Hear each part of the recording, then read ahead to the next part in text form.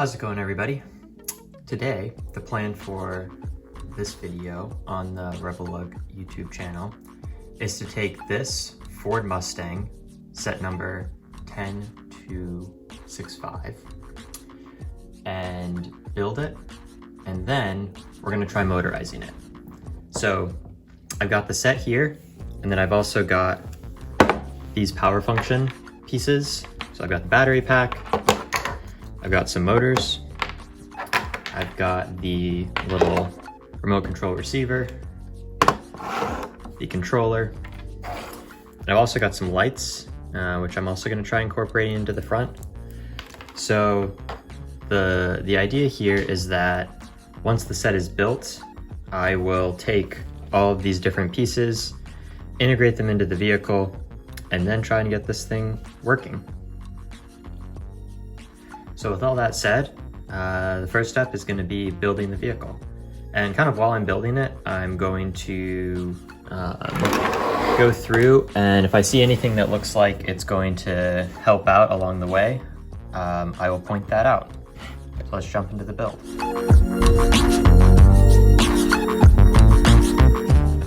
All right, so already into bag one, it's looking like this is going to be the front of the car, and it seems like there is already a sort of steering mechanism here, which will be pretty useful because if we can just plug a motor into controlling this gear, that should give us access to turning the wheels of the front.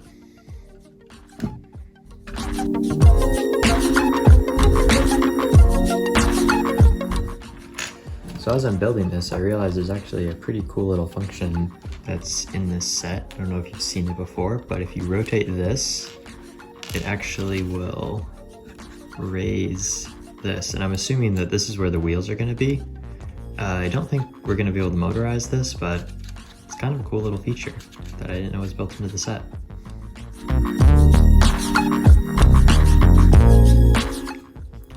All right, so with the inclusion of that bag, I figured I'd show off the little steering mechanism here and show you that now we have the steering wheel in place. So when this turns, we can turn the wheels. So one thing I'm potentially thinking about is maybe trying to just put the motor here and then plug it in instead of the steering wheel, because then you can control the front tires right from there.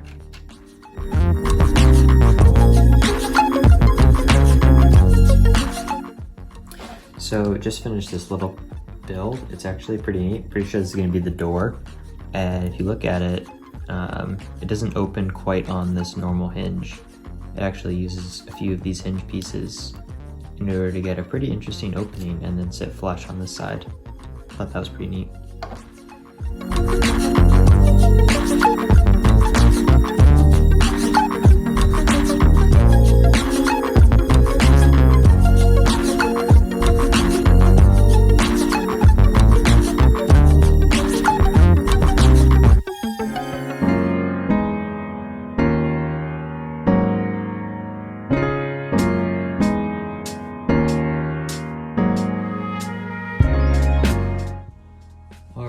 So now that this car is built, we have to figure out how to motorize it. So the first thing I'm going to try doing is getting the front tires to be motorized. And for that, we're going to have to figure out how to install a motor somewhere in here so that we can have it control the movement of these wheels. So the next step is going to be removing some of the innards and then getting this motor to line up in there. And we're also gonna have to fit in the battery box somewhere along with the receiver.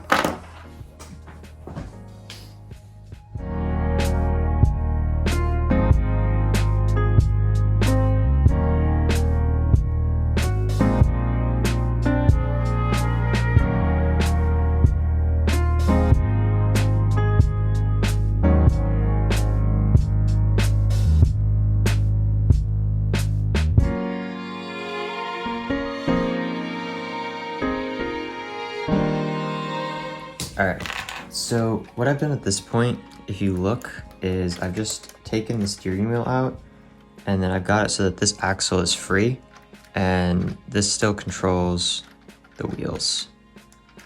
So now this is a lot lower And if I can just get the motor to sit here, should be able to control these wheels pretty easily.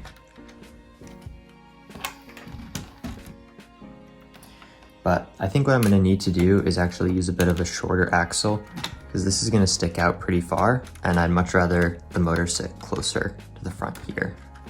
So that's what I'm gonna try first.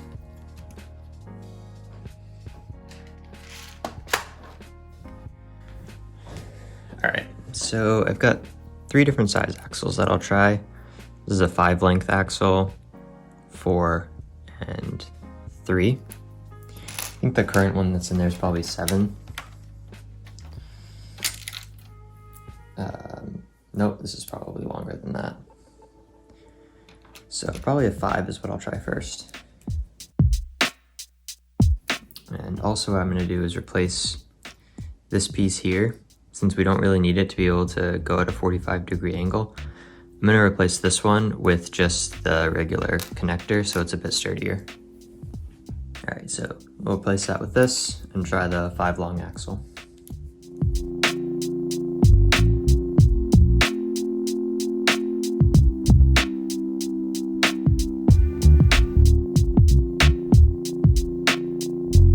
All right, so with this in there, it's kind of looking like it's sitting a bit low to the ground.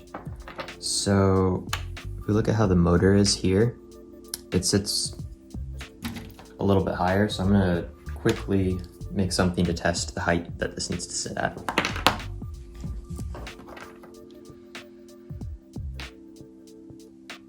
Okay, so if you look here, this motor needs to line up with a brick, Technic brick, with 2 plates, and that will sit flush to the ground. So that's the height that we need to get this axle. And unfortunately, right now, there's a number of issues with how this is positioned. So it kind of sits at, it's offset by a brick, so we'll have to use some jumpers to realign where the motor sits. And then it's also quite a bit lower than we need it to be, sitting at about, looks like 1 brick and a plate instead of a brick and 2 plates. So what I'm gonna attempt is to get another one of these and see if I can just realign the position a little bit. So after looking around for a bit, I realized this is the only one of these that I have. I looked at Bricklink to see if maybe there was another set that I had that came with one, and turns out this is actually the first and only one of these pieces that I own. So I'm gonna have to come up with a different solution for that. So my next idea is to try and shift the position with some gears and make like a little gearbox and then plug in the axle to the motor via some gears. All right, so because of the fact that I'm gonna need to put in some sort of gear mechanism, I think probably the best bet is to just try and remove some of this exterior and interior parts of the car. That way I can get out the actual mechanism inside of here a little bit more easily. So that's what I'm gonna do next.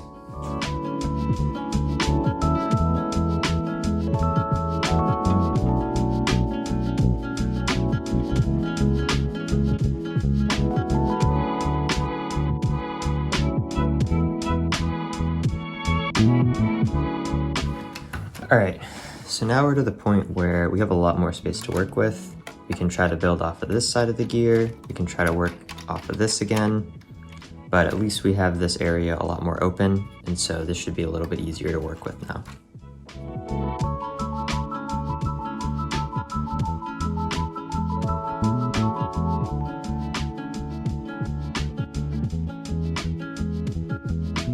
And this also shows another issue here is that with all of this internal structure, the motor is actually not going to fit smoothly in. So I need to remove some of this as well in order to actually get the motor to sit flush here.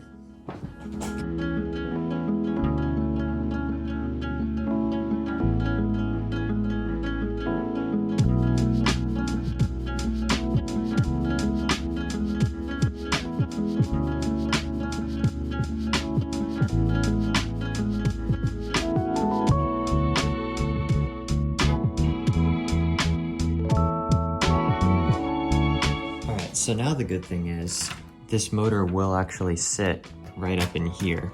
So we really just need to figure out how to get this connection to work. So we need to shift this axle over a bit so that it can actually line up with this piece. And then I think we still need to shift it up about 1 plate. So in order to do that, probably are gonna have to pull out some of the pieces in here and modify this gear to be either a smaller gear or to just shift it half a brick to the right.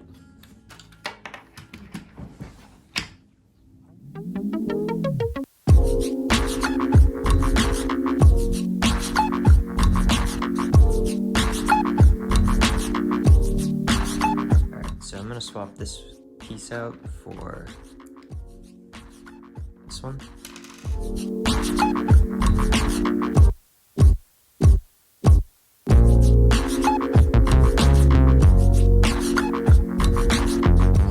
Then I'm gonna also swap this gear out for this smaller gear.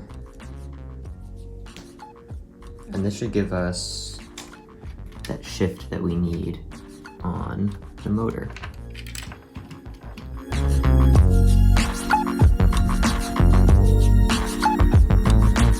Now I need to put all this back together. But if you look here, this now lines up correctly. So we just need to still raise it half a plate, but everything else lines up perfectly.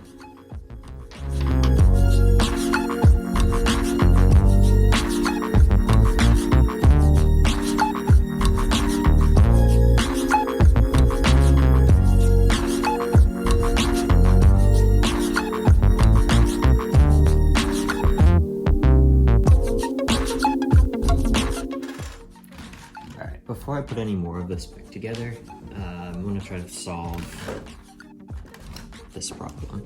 So if you look closely, this here is exactly 1 plate too low. So we need to either hook some gears into this piece to make that transition or figure out another way to shift this up half or just 1 plate.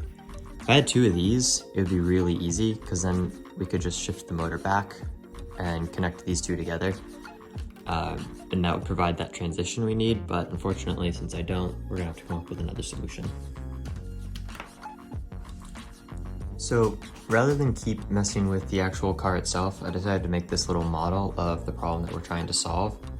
And I think what this will allow me to do is to experiment with this outside of the context of the car itself.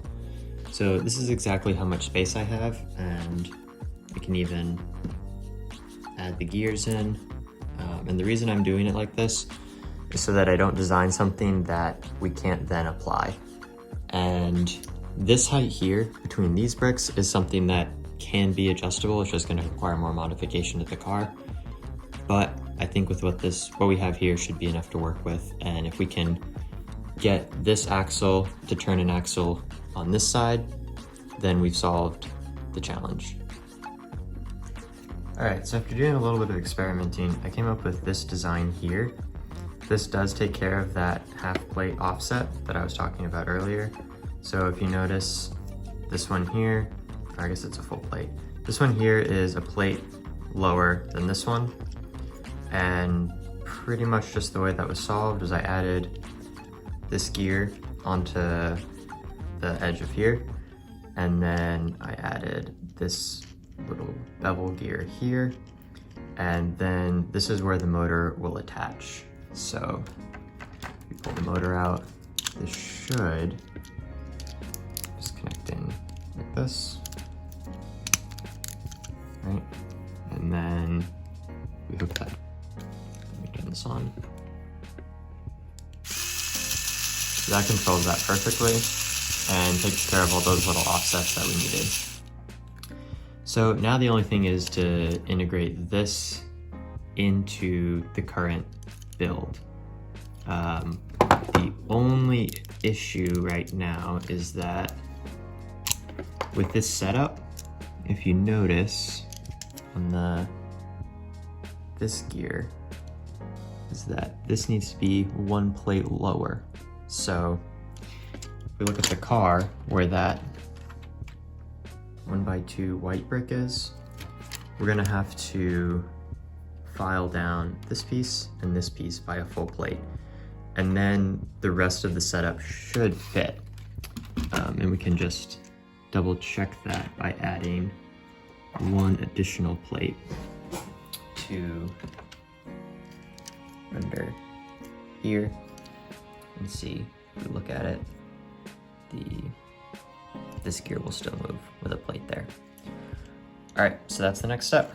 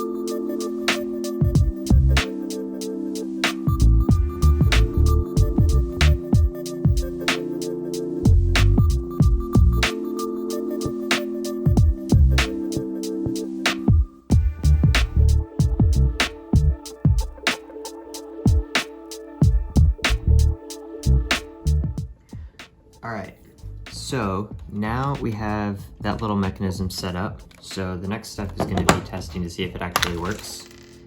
For this, I'm going to hook up the receiver to it so that we can control the motor speed a little bit more easily. Turn that on.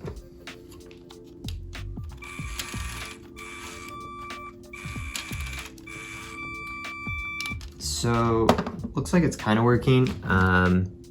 Definitely need to do a lot more securing of this because right now, if you noticed, this piece here is popping up. So I think the next step is going to be reassembling a lot of this to provide some more stability and then testing out the motor again.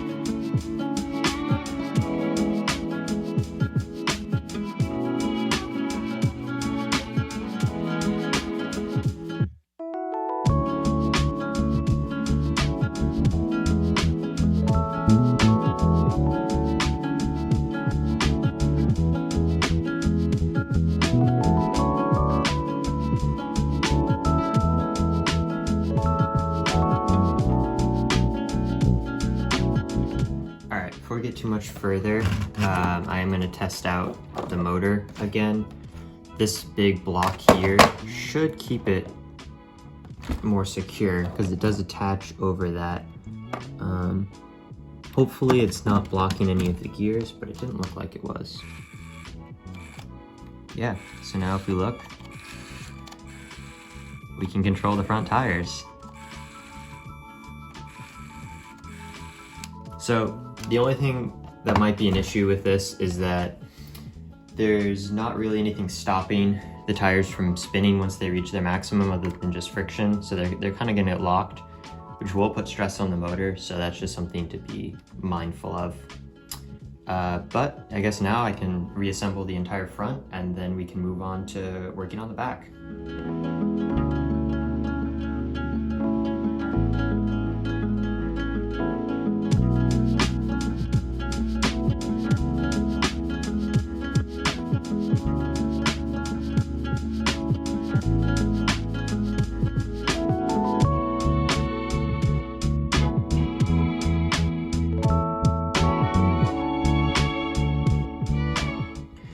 Alright, so I'm not going to assemble the rest of this yet, but if you look, I think this did a pretty good job hiding the motor in there too. So it's just sitting there right under the driver's side.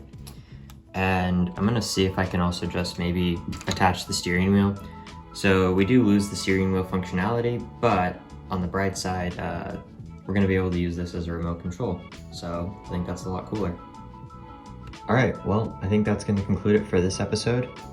In the next episode, we'll work on motorizing the back wheels and see if we can install some lights. I hope you enjoyed the video, and be sure to come back next week to see the second half.